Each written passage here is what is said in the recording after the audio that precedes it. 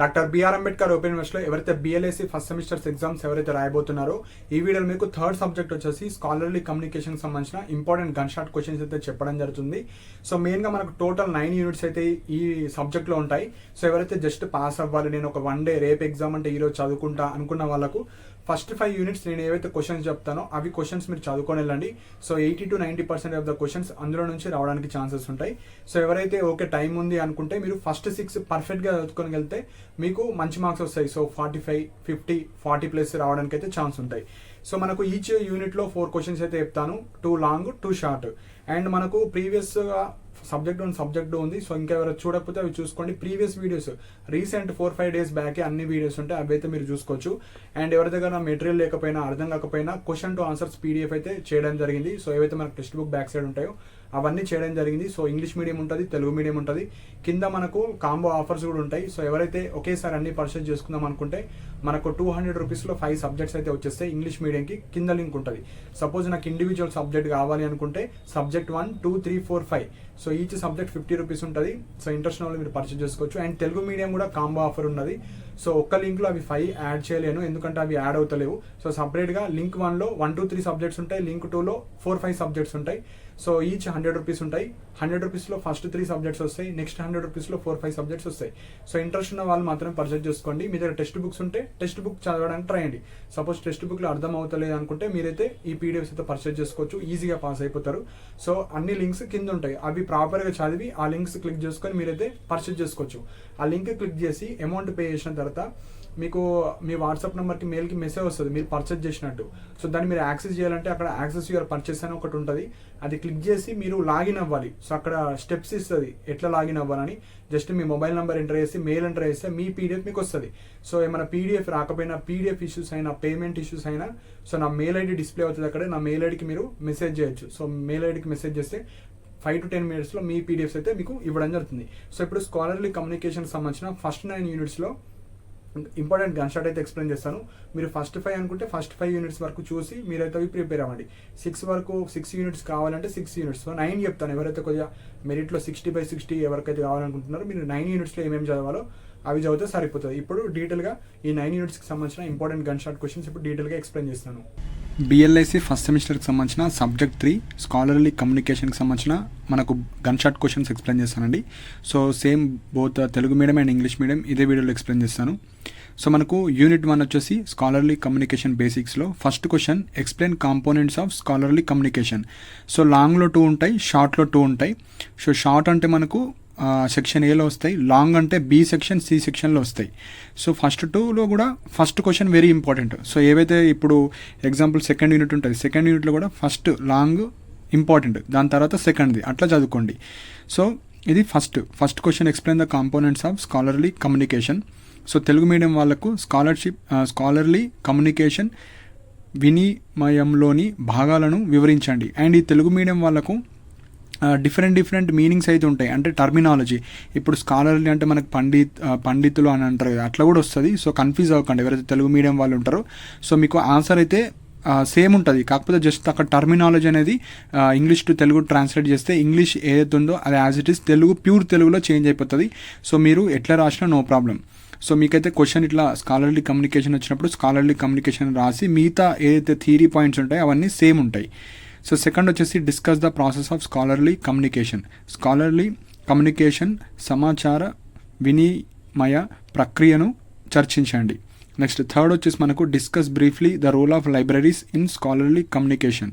Scholarly communication సమాచార వినిమయంలో గ్రంథాలయ పాత్రను సంక్షిప్తంగా చర్చించండి. సో ఫోర్త్ వన్ వచ్చేసి మనకు difference between scholarly content and general content. So scholarly communication విషయ వస్తువు మరియు సాధారణ విషయ వస్తువు మధ్య తేడాలను వివరించండి. Next right characteristics of scholarly content. Scholarly communication విషయ వస్తువు యొక్క లక్షణాలను వ్రాయండి. సో ఇక్కడ యాక్చువల్గా అయితే మనకు 2 ఈ ఫస్ట్ 2 చదవండి, టైం ఉంటేనే ఈ థర్డ్ క్వశ్చన్ చదవండి లాంగ్లో, ఈ 2 అయితే మీరు షార్ట్లో చదువుకోండి. సో ఇది మనకు యూనిట్ 1. సో యూనిట్ 2 వచ్చేసి మనకు channels of scholarly communication. So first explain the channels of scholarly communication, very important. Scholarly communication వినిమయ మార్గాలను వివరించండి. సెకండ్ వచ్చేసి what are the benefits of peer review process, peer review ప్రక్రియ యొక్క ప్రయోజనాలు ఏమిటి. Next explain academic journal functions or functions of academic journals అని అడగచ్చు. సో అకాడమిక్ జర్నల్ యొక్క విధులను వివరించండి. Next different types of electronic journals and database, electronic journals మరియు డేటాబేస్ల వివిధ రకాలను వివరించండి. సో అది యూనిట్ 2. సో నెక్స్ట్ వచ్చేసి unit 3 writing for scholarly journals, discuss in detail different parts of research paper, పరిశోధన పత్రంలోని వివిధ భాగాలను వివరంగా చర్చించండి. What is copyright, discuss the importance of copyright in protecting the rights of authors. Copyright అంటే ఏమిటి, రచయితల హక్కులను రక్షించడంలో కాపీరైట్ ప్రాముఖ్యతను చర్చించండి. ఇక్కడ ఒత్తు ఏదైతే ఒత్తు వస్తుందో అదొక్కటి ఇట్లా వస్తుంది, మిగతా అన్ని కరెక్టే ఉంటాయి. Write about the structure of article, వ్యాస నిర్మాణం గురించి వ్రాయండి. Next 4th discuss important criteria in selecting a journal for publication, ప్రచురణ కోసం జర్నల్ను ఎంపిక చేయడంలో ముఖ్యమైన ప్రమాణాలను చర్చించండి. సో ఇది 3rd. So next 4th unit information కన్సాలిడేషన్లో what is abstract, discuss the steps in preparation of an abstract. Very very important. So abstract అంటే ఏమిటి, అబ్స్ట్రాక్ట్ తయారీ దశలను చర్చించండి. Next discuss the importance of research proposal and method of its preparation. So పరిశోధన ప్రతిపాద యొక్క ప్రాముఖ్యత మరియు దాని తయారీ విధానాన్ని చర్చించండి. ట్రెండ్ రిపోర్ట్స్ అంటే ఏమిటి, లైక్ ట్రెండ్ రిపోర్ట్స్ అని ఇట్లా ఇచ్చేస్తారు, మీరు రాయాలి. ట్రెండ్ రిపోర్ట్స్ గురించి వివరించండి. Next major functions of reviews, సమీక్షల ప్రధాన విధులను వివరించండి. సో యూనిట్ 5 మీరు ఆప్షన్లో పెట్టుకోండి. ఫస్ట్ 4 యూనిట్స్ చదివి 6th 7th అట్లా చదువుకోవచ్చు. 6th కొద్దిగా ఈజీగా ఉంటుంది యూనిట్ 5 కన్నా. సో రిఫరెన్సింగ్ అండ్ సియేటేషన్ స్టైల్స్లో explain difference between reference and bibliography, discuss providing the references using any one style guide with help of examples. So మనకు రిఫరెన్సెస్ మరియు బిబ్లియోగ్రఫీ మధ్య తేడాలను వివరించండి. ఏదైనా ఒక స్టైల్ గైడ్ ఉపయోగించే ఉదాహరణలతో రిఫర్స్లను ఇవ్వడం గురించి తెలపండి. So write about digital object identifiers. So digital object identifiers గురించి వ్రాయండి. Difference between IBID and OPCIT. So IDBID OPCIT మధ్య తేడాలను వివరించండి. What is DOI, why it is important. So DOI అంటే ఏమిటి, అది ఎందుకు ముఖ్యమైనది. Next 6th. సో 6th మీరు ఫస్ట్ 5 టైం లేని వాళ్ళు ఫస్ట్ 5 యూనిట్స్ ఏవైతే చెప్పానో అవి చదువుకొని వెళ్తే పాస్ అవుతారు. సో ఎక్స్ట్రా మార్క్స్ కోసం మీరు 6th యూనిట్ నుంచి చదువుకోవచ్చు. ఇవి ఈజీగా ఉంటాయి. 6th unit copyright, fair use, plagiarism. So what is copyright, discuss the important provisions of Indian copyright act 1957. So copyright అంటే ఏమిటి, భారతీయ కాపీరైట్ చట్టం 1957 యొక్క ముఖ్యమైన నిబంధనలను చర్చించండి. Write and essay on plagiarism and measures to avoid plagiarism మరియు దాన్ని నివారించే చర్యలపై వ్యాసం రాయండి. What is copyright infringement. So copyright ఉల్లంఘన అంటే ఏమిటి, discuss the copyright provisions for electronic resources in India. భారతదేశంలో ఎలక్ట్రానిక్ వనరుల కోసం కాపీరైట్ నిబంధనలను చర్చించండి. సో ఇది ఈజీ ఉంటుంది, ఓన్గా కూడా రాసుకోవచ్చు. కొద్దిగా బేసిక్గా చదువుకున్న కాపీరైట్ ఎట్లా చేయొద్దు, చేయడం వల్ల ఏమేమి నష్టాలు వస్తాయి, దాన్ని ఎట్లా ఆపుకోవాలి, అవి బేసిక్. నెక్స్ట్ యూనిట్ 7 ఓపెన్ యాక్సెస్లో discuss various open access initiatives, వివిధ ఓపెన్ యాక్సెస్ కార్యక్రమాలను చర్చించండి. Explain green and gold open access approaches, green మరియు గోల్డ్ ఓపెన్ యాక్సెస్ విధానాలను వివరించండి. Explain 6 types of creative commons licences, creative commons licence 6 రకాల గురించి వివరించండి. Open access repositories, DOAR, ROAR or journals, DOAG ఏదో ఒకటి అడుగుతారు ఇంట్లో నుంచి పక్కా. సో ఇదైతే చదువుకోండి. ఫుల్ ఫామ్స్ దాని గురించి అడుగుతారు, దాని గురించి డీటెయిల్గా రాయండి అని. So next 8th.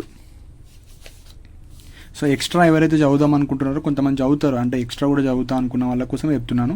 మీరు ఫస్ట్ 6 పర్ఫెక్ట్గా చదువుకొని వెళ్తే సరిపోతుంది. So unit 8 role of library in scholarly communication.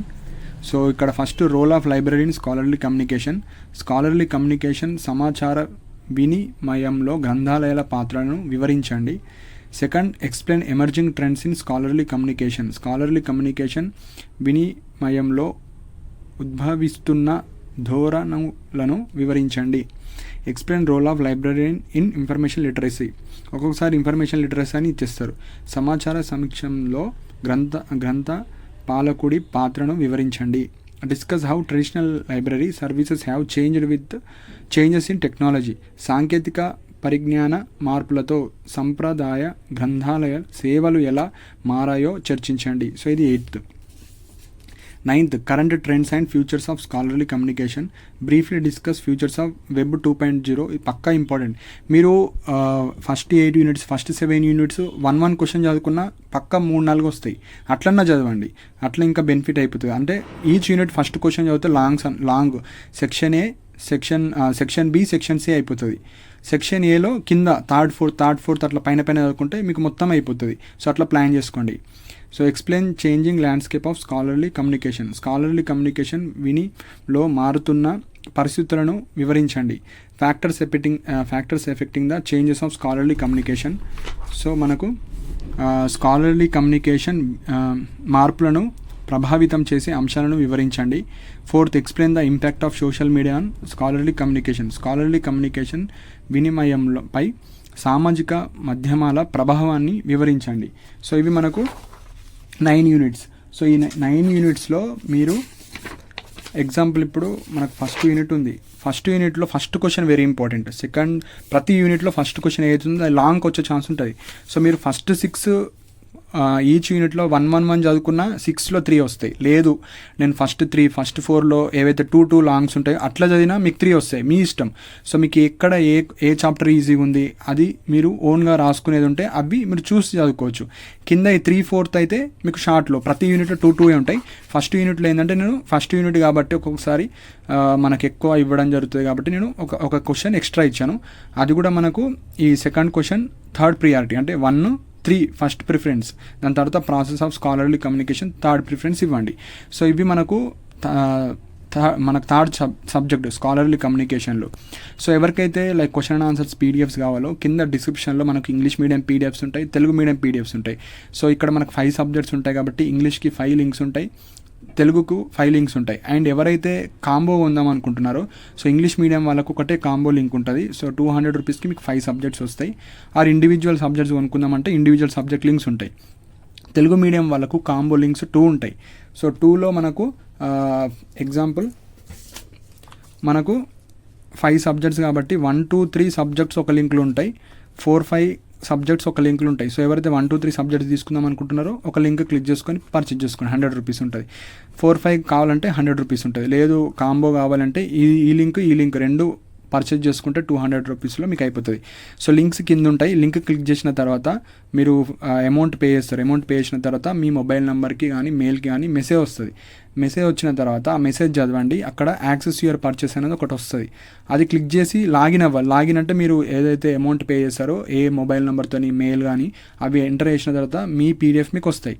So PDFs రాకపోతే నా మెయిల్ ఐడి డిస్ప్లే అవుతుంది. నా మెయిల్ ఐడికి మెసేజ్ చేయండి. మెసేజ్ చేస్తే మీ పీడిఎఫ్స్ మీ వాట్సాప్ నెంబర్కి సెండ్ చేస్తాయి. ఎందుకంటే మీ మొబైల్ నెంబర్ ఈమెయిల్ నా దగ్గర స్టోర్ అయి ఉంటుంది కాబట్టి.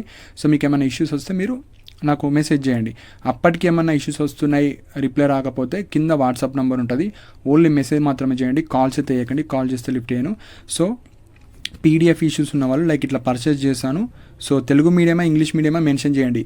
సో ఇట్లా హాయ్ అని అట్లా ఏం చేయకండి, మీ ఇష్యూ ఏందో మెసేజ్ చేయండి. లైక్ బిఎల్ఐసి నాకు థర్డ్ సబ్జెక్ట్ మెటీరియల్ కావాలి, లేకపోతే బిఎల్ఐసి ఆల్ సబ్జెక్ట్స్ కావాలి, తెలుగు మీడియమా ఇంగ్లీష్ మీడియమా ప్రాపర్గా మెసేజ్ అయితే పెట్టండి. సపోజ్ ఆల్రెడీ పేమెంట్ చేసిన వాళ్ళు ఇట్లా నాకు పీడిఎఫ్ రాలేదని మెసేజ్ చేయండి. మెసేజ్ చేస్తే మీ పీడిఎఫ్స్ అయితే మీకు సెండ్ చేయడం జరుగుతుంది. సో వాట్సాప్లో ఒక 10 to 15 minutes కొంచెం డిలే అవ్వచ్చు. వెబ్సైట్ ద్వారా మీకు ఫాస్ట్గా అయిపోతుంది. లింక్స్ ద్వారా జస్ట్ క్లిక్ చేసి అమౌంట్ పే చేయండి. సపోజ్ పీడిఎఫ్ రాకపోతే మళ్ళీ కింద లాగిన్ అవ్వాలి. సేమ్ లింక్ ఫస్ట్ నుంచి చేస్తే లాగిన్ అడిగితే మీ పీడిఎఫ్ మీకు అక్కడ ఉంటుంది. అది మీరు డౌన్లోడ్ చేసుకొని మీకు కావాలంటే 5 యూనిట్స్ 6 యూనిట్స్ జిరాక్స్ తీసుకొని మీరైతే చదువుకోవచ్చు. సో తెలుగు మీడియం కావచ్చు ఇంగ్లీష్ మీడియం మీరు చదువుకోండి. సో ఇక్కడ మనకు తెలుగు అనేది మీరు ఏ టర్మినాలజీ రాసినా నో ప్రాబ్లం. ఇంగ్లీష్ మీడియం అయితే నార్మల్గా సేమ్ ఇంగ్లీష్ ఉంటుంది. సో నా సజెషన్ ఏంటంటే ఇంగ్లీష్లోనే రాయడానికి ట్రై చేయండి. ఇంగ్లీష్లో రాస్తే మీకు ఓన్గా రాసుకోవచ్చు. ఇంకా తెలుగు ఎవరికన్నా కొంచెం డిఫికల్టీ ఉందంటే ఇంగ్లీష్లో రాసుకోండి. తెలుగే రాస్తా అనుకున్న వాళ్ళు, మీరైతే పర్చేజ్ చేసుకున్న వాళ్ళు, మీరు ఏ టర్మినాలజీ అన్నా రాసుకోవచ్చు. సపోజ్ ఇక్కడ స్కాలర్లీ ఉంది, దీన్ని మనం తెలుగులో స్కాలర్లీ రాసుకోవచ్చు. దీని స్కాలర్లీ మీనింగ్ ఏందో కూడా నార్మల్గా పండితులు అంటారు, అట్లా కూడా మనం రాసుకోవచ్చు. నో ప్రాబ్లం, ఎట్లా రాసినా నో ప్రాబ్లం. కాకపోతే మనకి ఇచ్చిన క్వశ్చన్కి మనం కరెక్ట్గా రాస్తున్నామేమో అది ఒక్కటి చూసుకోండి. సో ఏమైనా పీడిఎఫ్ ఇష్యూస్ ఉంటే మెయిల్కి మెసేజ్ చేయండి, ఫాస్ట్గా రిప్లై వస్తుంది. వాట్సాప్కి అయితే అన్నెసెసరీ మెసేజ్ కావచ్చు అట్లా ఏం చేయకండి. ఇంట్రెస్టెడ్ ఉన్న వాళ్ళు, పర్చేస్ చేస్తా అన్న వాళ్ళు కావచ్చు, ఇష్యూస్ ఉన్న వాళ్ళు మాత్రం మెసేజ్ చేయండి, కాల్స్ అయితే చేయకండి. సో మీకు సబ్జెక్ట్ 1, సబ్జెక్ట్ 2 సంబంధించిన gun shot questions already previous వీడియోస్లో వేసాను. సో అవి చూడండి, చూసి మీరైతే ప్రిపేర్ అవ్వండి. సో ఇవి ఇంపార్టెంట్ పాయింట్స్. సో మీకు ఏమైనా డౌట్స్ ఉంటే మీరు కింద కమెంట్ సెక్షన్ మెన్షన్ చేయండి. అండ్ ఇలాంటి అప్డేట్స్ కోసం మన ఛానల్ సబ్స్క్రైబ్ చేసుకోండి. And thank you for watching my video.